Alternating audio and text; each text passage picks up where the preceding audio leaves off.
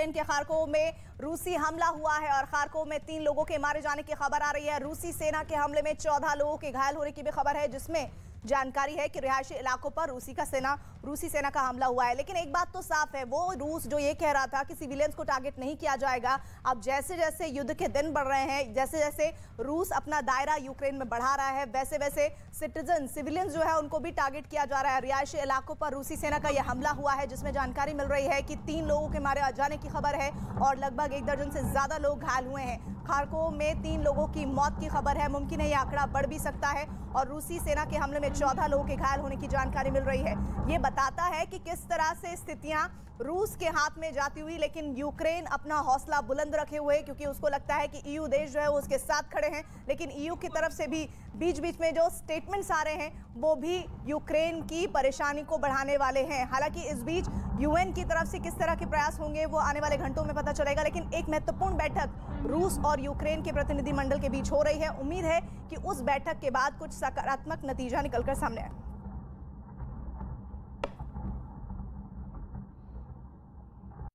और इस वक्त हमारे साथ बड़ा पैनल इस डिस्कशन में जुड़ रहा है। ब्रिगेडियर विनोद दत्ता जी जुड़ रहे हैं, डिफेंस एक्सपर्ट है, पिनाक रंजन चक्रवर्ती पूर्व राजनयिक, डॉक्टर राजकुमार शर्मा विदेश मामलों की जानकार इस वक्त हमारे साथ है। सबसे पहले मैं रुख करना चाहती हूँ ब्रिगेडियर विनोद दत्ता, आपका मौजूदा स्थिति में क्या रुख देख रहे हैं आप इस युद्ध का?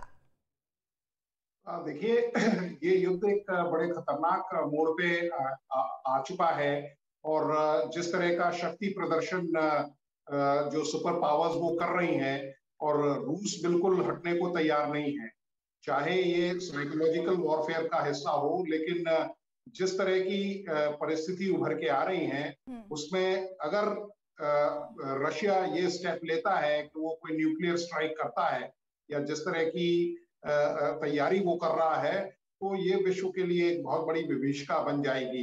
क्योंकि अगर वो करता है तो बाकी जो न्यूक्लियर जो पावर्स हैं वो भी गुरेज नहीं करेंगी इसका इस्तेमाल करने से, और इसके अंजाम इतने भयावह होंगे कि किसी ने इसकी कल्पना भी नहीं की होगी। क्योंकि देखिए, 1945 नहीं है जब हिरोशिमा और नागासाकी पे एटम बम गिराए थे। आज का जो इन्वेंट्री है, जो न्यूक्लियर इन्वेंट्री है, वो कई गुना उससे खतरनाक है। उसके जो परिणाम हैं वो सदियों तक देखे जाएंगे। और देखिए, जिस तरह से यूक्रेन ने ये इंटरमीडिएट अपनी इच्छा जाहिर की है कि वो नेटो अलायंस को ज्वाइन करना चाहता है, और जिस दिन उस पर मोहर लग जाती है तो जो नेटो फोर्सेस हैं आर्टिकल 5 के तहत वो पूरे मैदान में कूद पड़ेंगी और ये बिल्कुल विश्व युद्ध के मुहाने पे ये युद्ध अब आके पिनाक रंजन जी का रुख करना चाहती हूँ। पिनाक रंजन, जैसा कि अभी हमें बोल रहे हैं किस तरह से विनोद दत्ता की मुमकिन है कि अब हालात जो हैं वो युद्ध से विश्व युद्ध की ओर जा रहा है, लेकिन अगर परमाणु की तैयारी है रूस की तरफ से तो यूक्रेन भी किस तरह से जवाब देने के लिए तैयार होगा? देखिए, यूक्रेन के पास परमाणु हथियार नहीं है। उन्होंने वो सरेंडर कर दिया था जब सोवियत यूनियन जब टूट गया था। तो ये जो रशिया का जो न्यूक्लियर हथियार वाला पोस्चर है, ये सिर्फ वार्निंग पोस्चर है कि आप देखिए ज्यादा दखल मत दे इसमें।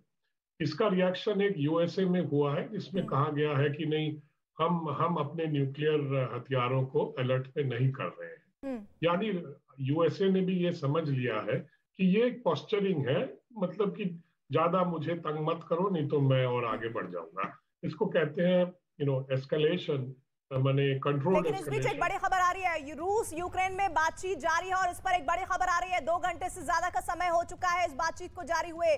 बेलारूस के बॉर्डर एरिया पर यह बैठक हो रही है। इस वक्त की बिग ब्रेकिंग, 2 घंटे का वक्त जा चुका है, यानी कि ये कहा जा रहा है कि अब जो बैठक है वो निर्णायक मोड़ की तरफ बढ़ेगी। लेकिन वो निर्णय, वो फैसला आखिर क्या होगा, सबकी निगाहें इस बात पर टिकी हुई है। रूस और यूक्रेन के प्रतिनिधि इस वक्त मुलाकात कर रहे हैं। वो बैठक की टेबल, पहले तो दोनों में से कोई भी ऐसा लग रहा था कि बैठक की टेबल पर आएगा ही नहीं, लेकिन जब ये समझदारी हुई, जब ये बातचीत आगे बढ़ी, तो अब उसमें सीज फायर की बात को पूरी तरह से यूक्रेन की तरफ से रखा गया, जिसे खारिज कर दिया गया रूस की तरफ से। लेकिन इस बीच 2 घंटे से ज्यादा का वक्त हो चुका है और इस 2 घंटे के बाद किस तरह की स्थितियां बन रही हैं? क्या कुछ ऐसे हालात बन रहे हैं कि आने वाला जो 6ठा दिन है इस युद्ध का वो शांति की तरफ एक कदम होगा?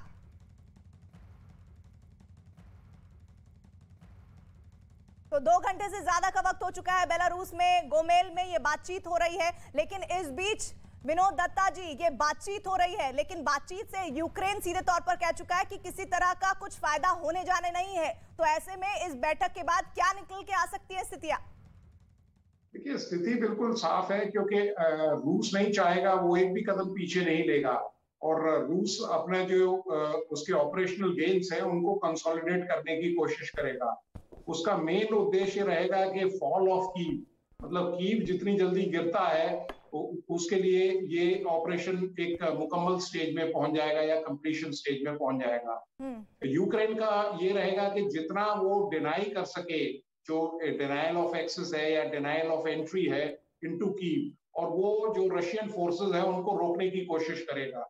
और जिस तरह से मैंने अभी थोड़ी देर पहले बताया कि इस तरह की खबरें मिल रही हैं, तो उसने एक इंटरिम इच्छा जाहिर की है कि मैं यूक्रेन नेटो का सदस्य बनना चाहता हूं। मैं आपको रोक रही हूं यहाँ पर सर, एक इंपॉर्टेंट तस्वीर इस वक्त स्क्रीन पर हमारे व्यूअर्स देख रहे हैं। दरअसल कीव के तेल डिपो में जो आग लगी है उसकी तस्वीरें हैं। एक ऑयल डिपो में आग लगने की तस्वीर इस वक्त देखिए, जो धुएं का गुब्बार है वो पूरी तरह से आग आसमान में, और फिर धुएं का गुब्बार भी पूरे आसमान में फैलता हुआ नजर आ रहा है। आग लगने के बाद धुआं आसमान में साफ दिखा है, और देखिए ये पूरे के पूरे जो इमारत है किस तरह से नुकसान इसको हुआ है, और ये बड़ा हिस्सा है कीव के तेल डिपो का, ये बड़ा हिस्सा। और ये ऐसी अनेक तस्वीर आ रही हैं यूक्रेन से। 5वां दिन है, लेकिन इस 5वें दिन के बीच किस तरह से यूक्रेन को पूरी तरह से अस्त व्यस्त रूस ने कर दिया है, धराशायी कर दिया है। सबसे बड़ी चुनौती होगी कि अगर युद्ध के हालात आने वाले दिनों में संभलते हैं तो यूक्रेन अपनी स्थितियों को वापस कैसे ला पाता है, वो भी एक बड़ी चुनौती होगी। लेकिन इस वक्त मेरे साथ पिनाक रंजन चक्रवर्ती जी जुड़े हुए हैं। पिनाक रंजन जी, मौजूदा वक्त में सबसे बड़ी चुनौती यूक्रेन के लिए क्या है? देखिए, यूक्रेन के लिए सबसे बड़ी चुनौती है कि अगर वो इस झगड़े को और आगे बढ़ाएंगे तो बहुत नुकसान होगा, क्योंकि रशियन फोर्सेस इतनी जल्दी वापस तो जाएंगे नहीं। और अगर सीज फायर के टॉक्स में जो है जो टॉक्स हो रही हैं उसमें समझौता ना हो तो रशिया फिर पूरा कब्जा कर लेगी यूक्रेन को, क्योंकि यूक्रेन में इतनी क्षमता नहीं है कि हाँ लड़ेंगे वो जरूर, हर एक जगह लड़ेंगे, क्षति पहुंचाएंगे, पर उनको भी क्षति पहुंचेगी। पर बात यह है कि रशिया जैसा इतना बड़ा पावर के साथ वो किसी युद्ध में टिक नहीं पाएंगे ज्यादा, तो इसलिए ये रियलिस्टिक पिक्चर है। तो अगर इस तरह के रियलिस्टिक पिक्चर में उनको समझना पड़ेगा कि कौन सा उनके लिए बेहतर होगा। सर मैं आपको रोक रही हूँ, एक बड़ी खबर आ रही है यूनाइटेड नेशंस की तरफ से, और ये जानकारी मिल रही है कि यूनाइटेड नेशंस ने दावा किया है कि यूक्रेन में अब तक 102 लोगों की जान चली गई है। यूनाइटेड नेशंस के हवाले से ये बहुत बड़ी खबर, जिसमें लगभग 100 से ज्यादा नागरिकों की मौत हुई है यूक्रेन में, और वो बात बार बार गलत साबित हो रही है रूस की, जो रूस कह रहा था कि हमारा कोई इरादा नहीं है यूक्रेन पर कब्जा करने का, ना ही नागरिकों को नुकसान पहुंचे।